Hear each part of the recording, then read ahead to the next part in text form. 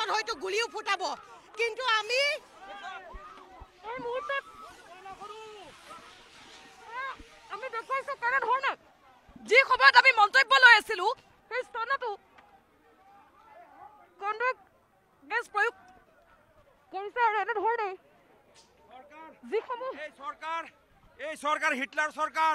ব্ৰিটিছৰ চৰকাৰ এইখন চৰকাৰে ব্ৰিটিছৰ আৰ্হিত চৰকাৰ চলাই আছে এই ভয়াতুৰ চৰকাৰ কংগ্ৰেছৰ প্ৰতিবাদক ভয় কৰিছে এই চৰকাৰে যেতিয়া হিমন্ত বিশ্ব শৰ্মাৰ পত্নীৰ বিদ্যালয়ৰ কথা কয় ৰিচৰ্টৰ কথা কয় তেওঁলোকে তেতিয়া হিন্দু মুছলমানৰ সাম্প্ৰদায়িক কথা কয় এই চৰকাৰে আমাক ভয় কৰে আমাৰ প্ৰতিবাদক এই চৰকাৰে ভয় কৰিছে এই চৰকাৰ আন্দোলনক ভয় কৰে গণতান্ত্ৰিক আন্দোলনক এই চৰকাৰে ভয় কৰিছে আজি আমাৰ মানুহৰ ওপৰত ককৱা গেছ প্ৰয়োগ কৰা হৈছে আগলৈ যাম তথাপিও আমি আগলৈ যাম আৰক্ষীয়ে কেনেদৰে সাংবাদিকবিলাকক